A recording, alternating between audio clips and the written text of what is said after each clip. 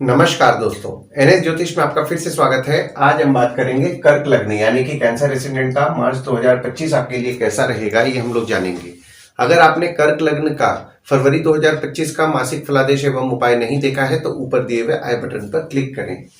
देखिए, ये वाला जो भाव होता है ना, इस भाव को लग्न भाव कहते हैं। इस भाव पे अगर 4 नंबर लिखा हुआ है तो ये कर्क लग्न वाले जातकों की पत्रिका है। आइए देखते हैं शुरुआती तौर पे कौन कौन से ग्रह आपके किस किस भाव में बैठे हुए हैं। तो केतु आपके तीसरे भाव में बैठे हुए हैं। सूर्य और शनिदेव आपके 8वें भाव में बैठे हुए हैं। चंद्रमा, राहु, शुक्र और बुध आपके 9वें भाव में बैठे हुए हैं। गुरुदेव आपके 11वें भाव में बैठे हुए हैं और मंगल आपके 12वें भाव में बैठे हुए हैं। अब देखिए, यहाँ लग्न अगर हम लोग देख रहे हैं तो लग्न पे आपके कोई ग्रह नहीं है, ना ही किसी ग्रह की दृष्टि पड़ रही है, पर आपके लग्न के स्वामी आपके 9वें भाव में 1, 2 और 29 तारीख को विराजमान है। देखिए, लग्न के स्वामी 1, 2 और 29 तारीख को आपके 9वें भाव में विराजमान है, तो इस दिन खासकर आपका लक आपका अच्छा साथ देगा। और वहीं जब चंद्रमा 10, 11 तारीख को आपके लग्न पे विराजमान होंगे तो आपको सेल्फ कॉन्फिडेंट बनाएंगे। हालांकि यहाँ पे देखिए, आपका थोड़ा बहुत मूड स्विंग्स होगा, पर आप सेल्फ कॉन्फिडेंट रहेंगे। दूसरे भाव में आपके कोई ग्रह नहीं है, पर यहाँ पे देखिए शनिदेव की दृष्टि पड़ रही है और सूर्य की दृष्टि आपके दूसरे भाव में पड़ रही है और आपके दूसरे भाव के स्वामी आपके 8वें भाव में विराजमान है। देखिए, दूसरा भाव जो होता है वो होता है आपके वाणी कुटुंब कोष का होता है। दूसरे भाव में शनिदेव की दृष्टि पड़ रही है, तो पारिवारिक मनमुटाव हो रहा होगा 17 जनवरी 2023 से, और यहाँ पे 28 मार्च 2025 तक मनमुटाव होने की संभावनाएं बना रहे हैं। हालांकि यहाँ पे देखिए, आपके दूसरे भाव के स्वामी आपके अष्टम भाव में विराजमान है 11 फरवरी से लेकर के 13 मार्च तक। तो 11 फरवरी से 13 मार्च तक आपके अचानक धन हानि और अचानक धन लाभ दोनों के योग बन रहे हैं। वहीं जब आपके दूसरे भाव के स्वामी आपके 9वें भाव में 14 मार्च से विराजमान होंगे, तो 14 मार्च से आपके सेविंग्स करने में आपका भाग्य आपका अच्छा साथ देगा। तीसरे भाव में आपके केतु विराजमान है, गुरुदेव की दृष्टि पड़ रही है और शनिदेव की दृष्टि 29 मार्च से पड़ेगी और मंगल की दृष्टि पड़ रही है, और आपके तीसरे भाव के स्वामी आपके 9वें भाव में विराजमान है। और देखिए, यहाँ पे दृष्टि तीसरे भाव में डाल रहे हैं। हालांकि यहाँ पे देखिए, तीसरे भाव में आपके शुक्र की दृष्टि पड़ रही है। तो देखिए, तीसरा भाव जो होता है ना, वो होता है आपके स्वयं के पराक्रम, धैर्य, छोटे भाई बहन, पड़ोसी, डेली के प्रवास का होता है। केतु आपके तीसरे भाव में विराजमान है 30 अक्टूबर 2023 से। तो 30 अक्टूबर 2023 से आप कोई भी काम साम दाम दंड भेद किसी भी तरीके से करने का प्रयास कर रहे होंगे। डेली का प्रवास आपका बढ़ा हुआ होगा। हालांकि यहाँ पे देखिए, आपके छोटे भाई बहन जो हैं, छोटे भाई बहन के साथ आपके संबंध में मजबूती आपको देखने मिल रहा होगा। पर यहाँ पे देखिए, मंगल की दृष्टि भी 21 जनवरी से लेकर के 2 अप्रैल तक पड़ रही है। तो आपने नोटिस किया होगा कि आपके छोटे भाई बहन के स्वभाव में थोड़ा क्रोध बढ़ा हुआ है। डिप्लोमेटिकली अगर आप हैंडल कर रहे हैं तो यहाँ पे आपको ज्यादा अच्छा रिजल्ट देखने मिलेगा। और जब यहाँ पे देखिए, शनिदेव की दृष्टि आपके तीसरे भाव में 29 मार्च 2025 से पड़ेगी, तो आपके छोटे भाई बहन से छोटे मोटे मनमुटाव हो सकते हैं, पराक्रम में आप कमी महसूस कर सकते हैं। तो यहाँ पे देखिए, मनमुटाव से बचने का आपको प्रयास करना है, थोड़ा सा अपने कॉन्फिडेंस लेवल को बढ़ाना है। बीच बीच में आप नोटिस करेंगे कि पराक्रम में आपके कमी आप महसूस कर रहे हैं। और बुध की दृष्टि बुध के घर पे पड़ रही है और आपके तीसरे भाव के स्वामी आपके 9वें भाव में विराजमान है। तो 27 फरवरी से ना, अगर आपको कोई भाग दौड़ आपके काम को लेकर के करने मिल रहा है तो भाग दौड़ कीजिए, उससे निश्चित तौर पर आपको पॉजिटिव रिजल्ट देखने मिलेगा। चौथे भाव में आपके कोई ग्रह नहीं है, ना ही किसी ग्रह की दृष्टि पड़ रही है और आपके चौथे भाव के स्वामी आपके 9वें भाव में विराजमान है। देखिए, चौथा भाव जो होता है वो होता है आपके सुख, माता, घर, वाहन का होता है। चौथे भाव के स्वामी आपके 9वें भाव में विराजमान है। तो जो भी लोग घर वाहन लेने का सोच रहे हैं, यहाँ पे 28 जनवरी से पूरे मार्च के महीना आपके लिए फेवरेबल समय बन रहा है। और जो लोग घर वाहन से संबंधित काम करते हैं, जैसे कि नई पुरानी गाड़ी खरीदना बेचना, car detailing, car accessories, property खरीदवाना बेचवाना, या कोई भी घर वाहन से संबंधित काम कर रहे हैं, उनके काम को लेकर के भी उनका भाग्य अच्छा साथ देगा। 5वें भाव में आपके कोई ग्रह नहीं है, पर यहाँ पे देखिए शनिदेव की दृष्टि पड़ रही है और गुरुदेव की दृष्टि पड़ रही है और आपके 5वें भाव के स्वामी आपके 12वें भाव में विराजमान है। देखिए, 5वां भाव जो होता है वो होता है आपके संतति, प्रेम, पढ़ाई, साधना का होता है। देखिए, 5वें भाव में आपके शनिदेव की दृष्टि पड़ रही है 17 जनवरी 2023 से, और गुरुदेव की दृष्टि 1 मई 2024 से पड़ने लगी। तो पढ़ाई को लेकर के 1 मई 2024 से आपको मिला जुला फल मिल रहा होगा। प्रेम संबंध में भी आपके संबंध में आपको मिला जुला फल मिल रहा होगा। और आपके 5वें भाव के स्वामी आपके 12वें भाव में विराजमान है और वक्री भी हैं 21 जनवरी से 2 अप्रैल तक। तो आपके बच्चों के पढ़ाई को लेकर के आपके कुछ ना कुछ खर्चे बढ़े हुए होंगे। अगर आपका किसी के साथ प्रेम संबंध चल रहा है, यानी कि प्रेमी या प्रेमिका है, उनको लेकर के आपके खर्चे बढ़ेंगे। और अगर आप साधना करते हैं तो हो सकता है आप कहीं बाहर जाके साधना करें, जिसके कारण आपके खर्चे बढ़ें। और जो स्टूडेंट्स हैं कहीं बाहर जाके पढ़ने का प्रयास कर रहे हैं, जैसे कि देश के बाहर जाके पढ़ना चाह रहे हैं या फिर देश में ही कहीं बाहर जाकर के पढ़ना चाह रहे हैं, उनके लिए भी फेवरेबल समय 21 जनवरी से 2 अप्रैल 2025 तक बना हुआ है। 6वें भाव में आपके कोई ग्रह नहीं है, पर यहाँ पे देखिए शनिदेव की दृष्टि आपके 6वें भाव में 29 मार्च से पड़ेगी और मंगल की दृष्टि आपके 6वें भाव में पड़ रही है। और आपके 6वें भाव के स्वामी आपके 11वें भाव में विराजमान है। देखिए 6वां भाव जो होता है वो होता है आपके रोग ऋण शत्रु मामा मौसी का होता है।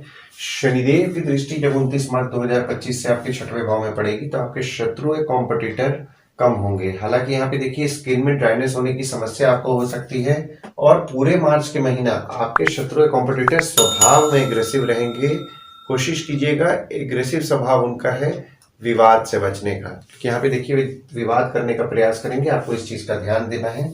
और आपके 6वें भाव के स्वामी आपके 11वें भाव में विराजमान है 1 मई 2024 से और 14 मई 2025 तक आपके 11वें भाव में विराजमान रहेंगे। तो जो भी लोग मेडिकल फील्ड से संबंधित काम करते हैं, जैसे कि डॉक्टर हैं, फार्मासिस्ट हैं, या फिर मेडिकल इक्विपमेंट का बिजनेस कर रहे हैं, बैंक रिकवरी सिक्योरिटी सप्लाई से संबंधित काम कर रहे हैं, आपने नोटिस किया होगा 1 मई 2024 से आपकी आमदनी में आपको बढ़ोतरी देखने मिला है। हालांकि यहाँ पे देखिए 29 मार्च 2025 से काम में छोटी मोटी बाधाएं आपको देखने मिलेंगी।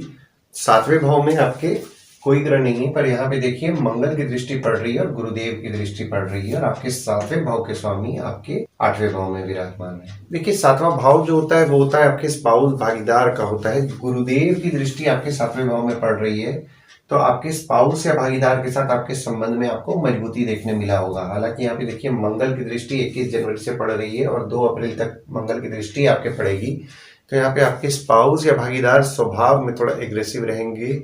एग्रेसिव स्वभाव रहेगा, डिप्लोमेटिकली अगर आप हैंडल कर रहे हैं तो आपको ज्यादा अच्छा रिजल्ट देखने मिलेगा। और आपके 7वें भाव के स्वामी आपके 8वें भाव में विराजमान है तो आपकी स्पाउस की स्वास्थ्य थोड़ी बहुत बिगड़ सकती है और आपके स्पाउस द्वारा अचानक धन लाभ के योग भी बने हुए हैं।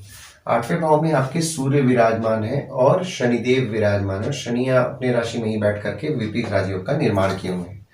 देखिए 8वां भाव जो होता है वो होता है आपके आयु जीवन मृत्यु अचानक धन लाभ ससुराल का होता है।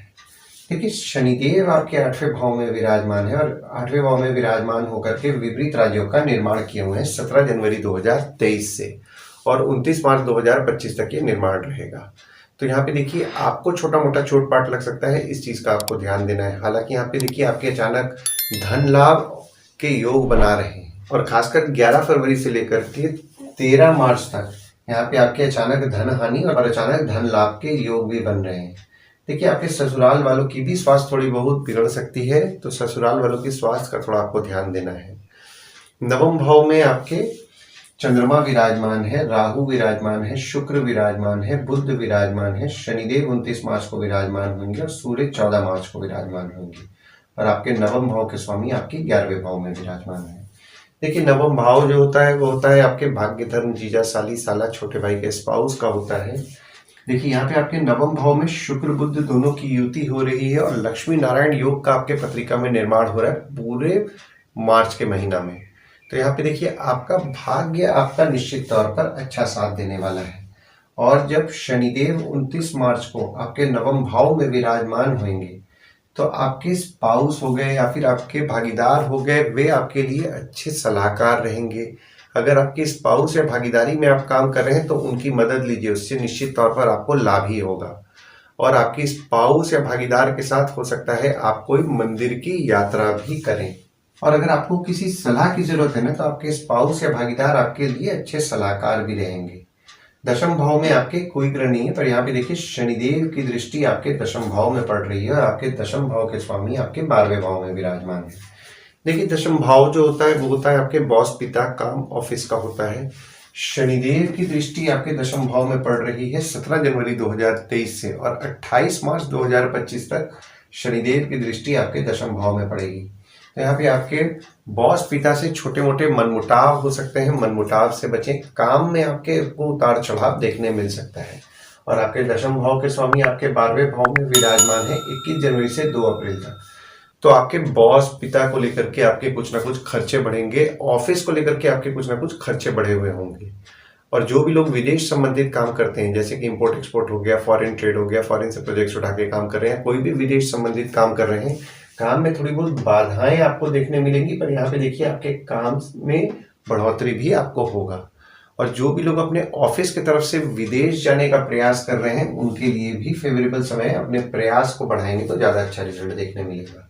11वें भाव में आपके गुरुदेव विराजमान है और शनिदेव की दृष्टि 29 मार्च 2025 से पड़ेगी, और आपके 11वें भाव के स्वामी आपके 9वें भाव में विराजमान है। देखिए 11वां भाव जो होता है वो होता है आपके आय, यानी कि इनकम, दोस्त पहचान के लोग, कम्युनिकेशन, बड़े भाई बहन का होता है। गुरुदेव आपके 11वें भाव में विराजमान है तो इनकम के लिए निश्चित तौर पर शुभ फल प्रदान करेंगे। हालांकि यहाँ पे देखिए इनकम जितना भी आपको होगा, इनकम में आपको सेटिस्फैक्शन नहीं होगा। आपके बड़े भाई बहन हो गए, दोस्त हो गए, पहचान के लोग हो गए, उनसे छोटे मोटे मतभेद हो सकते हैं। और अब 29 मार्च 2025 से मनमुटाव भी होने की संभावनाएं बन रही है, मनमुटाव से बचें।